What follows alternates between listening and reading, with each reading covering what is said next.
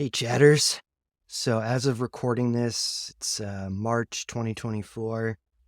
I don't know when you're going to be coming to this video, but at this point, I've delved really deep into building your second brain, your digital garden through Obsidian. And now we're going to start to move toward the next phase of thinking through systematically how we want to achieve our goals. So I'm going to bring us up onto the balcony, zoom us out into the system a bit, and let you think about how I am considering what I'm doing on that higher altitude level. And I hope this helps you organize how you're going to move forward as well. We're starting to move in the field of AI toward these multi-agent frameworks. And the idea here is that one agent is not going to be good at every single little thing. This is the same with humanity. There's a reason that we specialize in certain tasks and we work together in a group to achieve these larger order goals. That's why we're able to create all this technology and do all these things. It's because you have a lot of people who are experts in one area, but there is an interdisciplinary connection amongst them. So we want to start thinking about our own system and what we're going to call the Ensemble of Insight to help us move towards the things we want to do and create that AI team around you. First up, I just want to go through a highly simplified version of how I see what I'm doing in Obsidian, because you don't necessarily need to use Obsidian. You might have your own kind of applications you're using.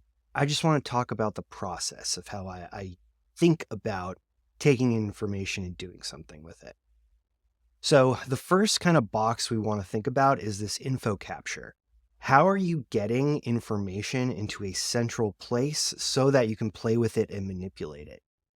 And so I see information and sources coming from three major areas, at least in my life, which is books, online, and research. Obviously, I'm finding the research online, but what I'm looking at online, I'm talking more about YouTube videos, articles, all that kind of stuff. Versus research, I'm talking about research papers. So the first is books. I read everything on Kindle, and you can use whatever reading app you have. And the idea here is this allows me to annotate easily because I can highlight passages that I find interesting in that book, and then that gets funneled into my Obsidian. Same idea for online. I use Readwise for this, and this allows me to capture clippings from news articles, YouTube videos, all kinds of media. And again, funnels it all into my vaults with metadata and all that good stuff.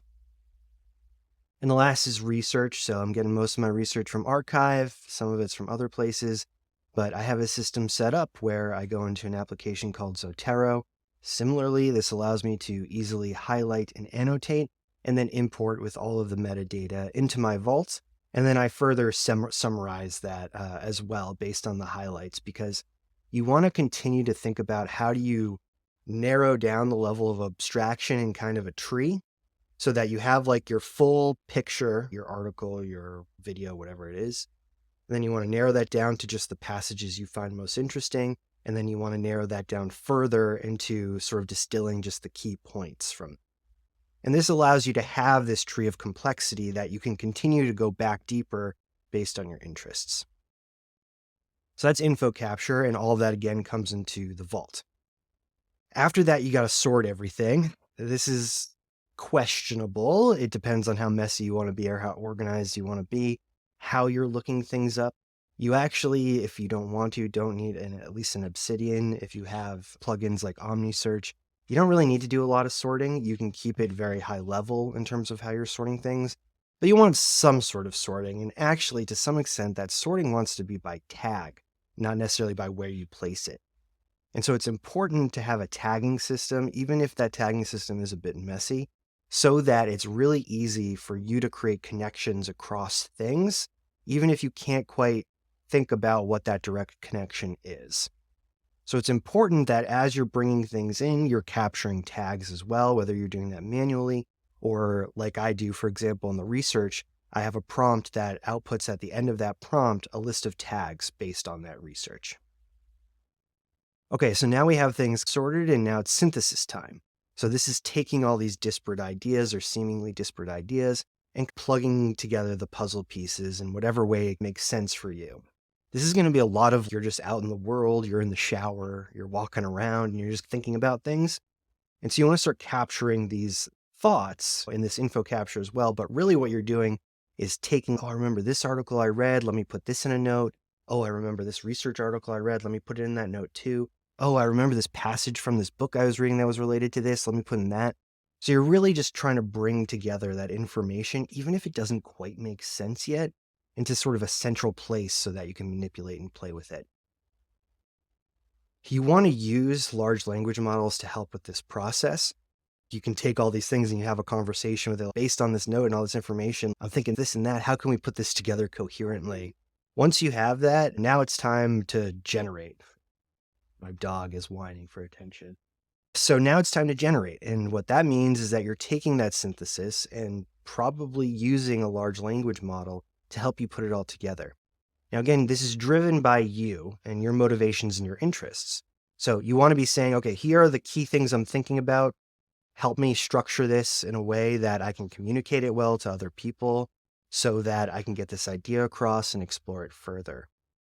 And then you generate that, you edit that, you make it your own, and you put it into the format that you want. So this is the overall process. Next up, what we got to do is we want to come up with a cast of agents to help us through this process, right? So that it is continually augmenting you and your ability to do the things that you want to do. And like I said earlier, one agent isn't really going to cut it. It's really hard to get just one agent to do all the things. It's not practical. So many of you have heard of the first two in my cast, Miss Neura and Professor Synapse, and then I haven't really talked about Milo yet. Let's start with Miss Neura. Miss Neura is our educator / researcher.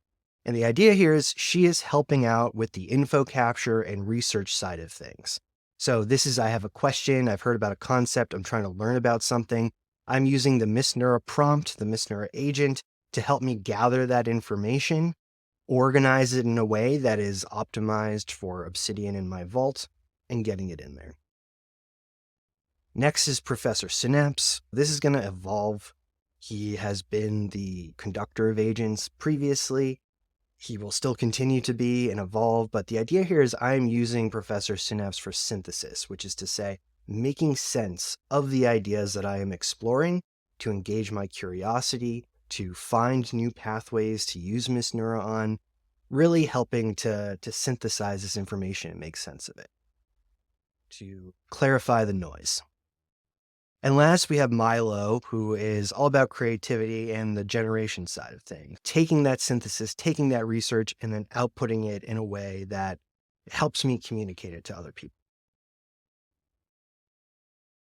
So let's talk a little bit more about Professor Synapse and his role. So like I said, it's all about knowledge synthesis. We're trying to figure out how we can bridge concepts to make them clear and fit together, those puzzle pieces, and it helps to navigate the realms of curiosity in terms of realms, classic chat. You can tell I used Milo to do this deck. So the idea here is that it's really helping me navigate the ideas and put them together. And so for those of you who don't know what has inspired the look of Professor Synapse, I absolutely love the Lego movie, all the Lego movies. And from the very beginning, I saw Professor Synapse as the wizard in the Lego movie, voiced by Morgan Freeman. So Morgan Freeman, if you're ever watching this, please come voice Professor Synapse. I would love that. Next up, we got Miss Neura. So again, this is about getting into the data, taking these complex ideas and distilling them down so I can understand them and work with them in my mind space, and taking that sort of unstructured knowledge and structuring it so that it is optimized for Obsidian and can be used better by Professor Synapse for synthesis. And then last, we got Milo. And so this is taking everything we've done so far and spinning it into something that is digestible by folks, using creativity to take something that is unstructured or slightly structured and really convey it effectively by taking the complex and turning it into the simple so people can really latch onto it and understand it. That's it. This is where I'm starting. I have other agents in my mind right now. I just haven't gotten to the point where I need to use them or define them as well.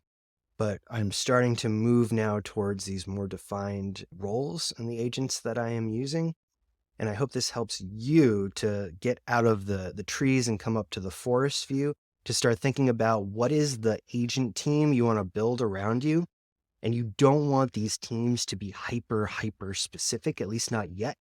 You want to think of it as like you have your D&D party, right? This is what I'm joking about here with the bard, where you have this high level group, and then each of those have combination of tools or magic powers or whatever they might be, which they can then use. And that is when you get into the hyper specificity, is this is the tools that they have access to that helps with their overall goal, so that you're not getting into having like 10,000 agents you have to manage and think about.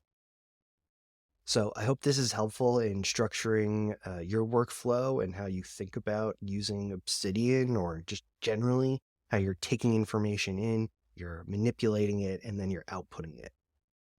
So thanks for listening, chatters, and I will see you in the next one.